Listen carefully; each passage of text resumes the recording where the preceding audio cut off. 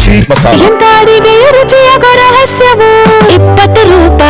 ಸಂಪುಟ ವಿಸ್ತರಣೆ ಹೈಡ್ರಾಮಾಗೆ ಸೋಮವಾರ ಬೀಳತ್ತ ಬ್ರೇಕು ಅನ್ನೋ ಪ್ರಶ್ನೆ. 90% ಸೋಮವಾರ ಸಂಪುಟ ವಿಸ್ತರಣೆ ಫಿಕ್ಸು ಎಂದಿರುವುದು ಸಿಎಂ. ಸೋಮವಾರ ನೂತನ ಸಚಿವರ ಪದಗ್ರಹಣ ಕಾರ್ಯಕ್ರಮ ಖಚಿತ. ಭಾನುವಾರ ರಾತ್ರಿಯೊಳಗೆ ನೂತನ ಸಚಿವರ ಪಟ್ಟಿ ಪ್ರಕಟ. ಇಲ್ಲವಾದ್ರೆ ಯಾರಿಗೆ ಅವಕಾಶ ಅವರಿಗೆ ಫೋನ್ ಮುಖಾಂತರವಾಗಿ ಮಾಹಿತಿ. ಮತ್ತೊಮ್ಮೆ ರಾಜ್ಯ ನಾಯಕರ ಜೊತೆಗೆ ಯಾವುದೇ ರೀತಿಯಾಗಿ ಸಭೆ ಇಲ್ಲ. ಹೈಕಮಾಂಡ್ನಿಂದಲೇ ನೇರವಾಗಿ ನೂತನ ಸಚಿವರ ಆಯ್ಕೆ. ಮುಂದಿನ ದೃಷ್ಟಿಕೋನವನ್ನ ಇಟ್ಕೊಂಡು ಸಚಿವರನ್ನು ಆಯ್ಕೆ ಮಾಡ್ತಾ ಇದ್ದಾರೆ. ಜಾತಿ, ಜಿಲ್ಲಾವಾರು, ಪಕ್ಷಕ್ಕೆ ನೀಡಿರುವ ಕೊಡುಗೆಗಳೇ ಆಯ್ಕೆಗೆ ಮಾನದಂಡ ಅನ್ನೋದು ಗೊತ್ತಾಗ್ತಾ ಇದೆ. ಹಿರಿಯರು ಹೊಸಬರ ಸಮ್ಮಿಶ್ರಣದ ಆಯ್ಕೆಗೆ ಹೈಕಮಾಂಡ್ ಒಲವು ತೋರಿಸ್ತಾ ಇದೆ. ಸಚಿವರಾಗಿ ಆಯ್ಕೆಯಾದಂಥ ಶಾಸಕರಿಗೆ ಎಐಸಿಸಿ ಇಂದಲೇ ಕರೆ ಮಾಡ್ತಾರಂತೆ. ಪ್ರಮಾಣ ವಚನ ಸ್ವೀಕಾರಕ್ಕೆ ರೆಡಿಯಾಗಿ ಅಂತ ಸಂದೇಶ ಅವರೇ ಕೊಡ್ತಾರಂತೆ. ನೇರವಾಗಿ ಅವರಿಗೆ ಕಾಲ್ ಬರುತ್ತಂತೆ, ನೀವು ಸೆಲೆಕ್ಟ್ ಆಗಿದ್ದೀರಾ, ತಯಾರಿ ಮಾಡ್ಕೊಳ್ಳಿ ಅಂತ. ಸೊ ಸಿಕ್ಕಾಪಟ್ಟೆ ಲೆಕ್ಕಾಚಾರ ಹಾಕ್ಕೊಂಡು ದೂರದೃಷ್ಟಿಯನ್ನು ಇಟ್ಕೊಂಡು ಆಯ್ಕೆಗಳನ್ನು ಮಾಡಿರೋದು.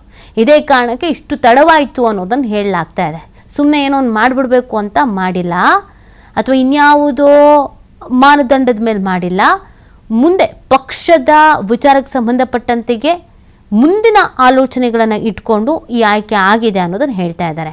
ಜಾತಿ ಲೆಕ್ಕಾಚಾರ ಸಹಜವಾಗಿ ರಾಜಕಾರಣದಲ್ಲಿ ಇದಿರಲೇಬೇಕು, ಅದನ್ನು ಹಾಕಿದ್ದಾರೆ. ಜಿಲ್ಲಾವಾರು, ಸೊ ಅದು ಕೂಡ ಇಂಪಾರ್ಟೆಂಟ್ ಆಗುತ್ತೆ. ನಮ್ಮ ಜಿಲ್ಲೆಗೆ ಅನ್ಯಾಯ ಆಯಿತು, ನಮ್ಮ ಜಿಲ್ಲೆ ಹಿಂದುಳಿತಿದೆ, ಈ ಜಿಲ್ಲೆಯಲ್ಲಿ ಇಷ್ಟು ಜನ ಶಾಸಕರಿದ್ದಾರೆ, ಅದೊಂದು. ಇನ್ನು ಪಕ್ಷಕ್ಕೆ ನೀಡಿರುವ ಕೊಡುಗೆಗಳು, ಸೊ ಇದು ಕೆಪಿಸಿಸಿ ಅಧ್ಯಕ್ಷರನ್ನು ಆಯ್ಕೆ ಮಾಡಿದ್ರು ನೋಡಿ, ಬಿ ಕೆ ಹರಿಪ್ರಸಾದ್ ಅವರನ್ನು. ಆಗಿನಿಂದ ಇದೊಂದು ಸ್ವಲ್ಪ ಚಾಲ್ತಿಯಲ್ಲಿದೆ. ಪಕ್ಷಕ್ಕಾಗಿ ದುಡಿದವರು, ಪಕ್ಷದ ಪರವಾಗಿರೋರು, ಪಕ್ಷದಲ್ಲಿ ಗುರುತಿಸಿಕೊಂಡವರು ಅಂತ, ಅಂದರೆ ಪಕ್ಷಕ್ಕೆ ಏನು ಮಾಡಿದ್ದಾರೆ ಅನ್ನೋದು ಅವರನ್ನ ಆಯ್ಕೆ ಮಾಡಿರುವಂಥದ್ದು. ಇದರಲ್ಲಿ ಹಿರಿಯರೂ ಇದ್ದಾರೆ, ಹೊಸಬರೂ ಇದ್ದಾರೆ, ಇಬ್ಬರ ಸಮ್ಮಿಶ್ರಣದ ಆಯ್ಕೆ ಅನ್ನೋದನ್ನು ಹೇಳಲಾಗ್ತಾ ಇದೆ. ಮತ್ತೆ ಹೈಕಮಾಂಡ್ ನಾಯಕರು ಈ ರಾಜ್ಯ ನಾಯಕರನ್ನು ಬನ್ನಿ ನಿಮಗೆ ಈ ಥರ ಲೀಸ್ಟ್ ಕೊಡ್ತೀನಿ, ತಗೊಂಡೋಗಿ ಅನೌನ್ಸ್ ಮಾಡಿ ಅಂತ ಹೇಳಲ್ವಂತೆ. ಈ ಬಾರಿ ಇವ್ರುಗಳೇ ಅಂದರೆ ಹೈಕಮಾಂಡ್ ಕಡೆಯಿಂದನೇ ಕಾಲ್ ಬರುತ್ತಂತೆ, ಯಾರಿಗಾರು ಆಯ್ಕೆ ಆಗಿದ್ದಾರೆ ಸಚಿವರಾಗಿ ಅವ್ರಗಳಿಗೆ. ಹೊಸ ಹೊಸ ಪ್ರಯೋಗಗಳನ್ನು ಕಾಂಗ್ರೆಸ್ನವ್ರು ಮಾಡ್ತಾ ಇದ್ದಾರೆ. ಮಾಡಬೇಕು ಅನ್ಸುತ್ತೆ, ಬದಲಾವಣೆ ಆಗಬೇಕಲ್ಲ, ಬದಲಾವಣೆ ಜಗದ ನಿಯಮ ಅಂತಾರಲ್ಲ, ಹಾಗೆ ಅವಾಗವಾಗ ಕಾಲಕ್ಕೆ ತಕ್ಕಂತೆ ಒಂಚೂರು ಚೇಂಜಸ್ ಮಾಡ್ಕೋಬೇಕು. ಅಪ್ಡೇಟು, ಅಪ್ಗ್ರೇಡು ಇದೆಲ್ಲ ಆಗ್ತಾ ಇರಬೇಕಾಗತ್ತೆ. ಕಾಂಗ್ರೆಸ್ನವ್ರು ಅದಾದಂಗೆ ಕಾಣಿಸ್ತಾ ಇದೆ. ಹಾಗಾಗಿ ಇಷ್ಟು ಟೈಮ್ ತಗೊಂಡು ಅಳೆದು ತೂಗಿ ಲೆಕ್ಕಾಚಾರ ಹಾಕಿ ಯಾರು ಏನಾರು ಬಾಯ್ ಬಡ್ಕೊಳ್ಳಿ, ಎಷ್ಟಾರು ಅಸಮಾಧಾನ ಮಾಡ್ಕೊಳ್ಳಿ, ಏನಾದರೂ ಮಾಡ್ಕೊಳ್ಳಿ, ನಮಗೇನು, ಮುಂದಿನ ಚುನಾವಣೆಯಲ್ಲೂ ಕೂಡ ನಾವು ಅಧಿಕಾರಕ್ಕೆ ಬರಬೇಕು, ಪಕ್ಷಕ್ಕೆ ಒಳ್ಳೆಯದಾಗಬೇಕು, ಪಕ್ಷದ ಹಿತದೃಷ್ಟಿಯಿಂದ ವ್ಯಕ್ತಿ ಪೂಜೆ ಮಾಡಲ್ಲ, ಪಕ್ಷದ ಪೂಜೆ ಮಾಡ್ತೀವಿ ಅನ್ನೋ ಲೆಕ್ಕಾಚಾರವನ್ನು ಇಟ್ಕೊಂಡು ಆಯ್ಕೆಗಳನ್ನು ಮಾಡಲಾಗಿದೆ. ಸೊ ಹಾಗಾಗಿ CM DK ಶಿವಕುಮಾರ್ ಅವರು ಹೇಳಿದರು 99% ಸೋಮವಾರ ಪ್ರಮಾಣ ವಚನ ಅಂತ.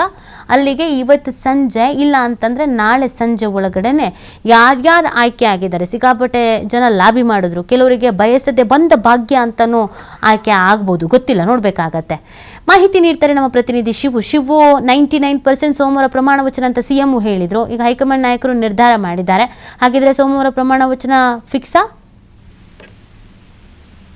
ನೀತಿ ಸೋಮವಾರ ಸಂಪುಟ ವಿಸ್ತರಣೆ 99% ನಾವು ಮಾಡ್ತೇವೆ ಅಂತ ಹೇಳಿ ನಿನ್ನೆ ಮುಖ್ಯಮಂತ್ರಿಗಳು ಕೂಡ ಹೇಳಿದ್ದಾರೆ. ಹಾಗಾಗಿ ಭಾನುವಾರ ರಾತ್ರಿಯೊಳಗೆ ಅಧಿಕೃತವಾಗಿ ಪಟ್ಟಿ ಬಿಡುಗಡೆ ಆಗುವಂತ ಸಾಧ್ಯತೆಗಳಿದೆ. ಒಂದು ವೇಳೆ ಪಟ್ಟಿ ಬಿಡುಗಡೆ ಆಗದೆ ಇದ್ರು ಯಾರ್ಯಾರಿಗೆ ಸಚಿವ ಸ್ಥಾನವನ್ನ ಕೊಟ್ಟಿದ್ದೇವೆ ಅನ್ನುವಂತ ಒಂದು ಸಂದೇಶವನ್ನ AICC ಇಂದ ದೂರವಾಣಿ ಮೂಲಕ ಶಾಸಕರಿಗೆ ನೀಡಲಾಗತ್ತೆ. ನೀವು ರೆಡಿ ಆಗಿರಿ ಅಂತ ಮಾಹಿತಿಯನ್ನ ಕೊಡಲಾಗತ್ತೆ. ಸೋಮವಾರ ಪದಗ್ರಹಣ ಕಾರ್ಯಕ್ರಮ ಕೂಡ ನಡೆಯುತ್ತೆ ಅನ್ನುವಂತ ಮಾಹಿತಿಗಳು ಬರ್ತಾ ಇದೆ. ಹಾಗಾಗಿ ಹೈಕಮಾಂಡ್ ಯಾರಿಗೆ ಅವಕಾಶವನ್ನ ಮಾಡಿಕೊಟ್ಟಿದೆ ಏನು ಅನ್ನುವಂಥದ್ದು ಇನ್ನೂ ಕೂಡ ಸಸ್ಪೆನ್ಸ್ ಆಗಿ ಉಳಿದಿದೆ.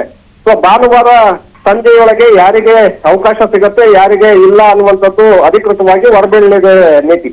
ಓಕೆ, ಥ್ಯಾಂಕ್ ಯು ಶಿವ, ತಮ್ಮೆಲ್ಲ ಡೀಟೇಲ್ಸ್ಗಾಗಿ.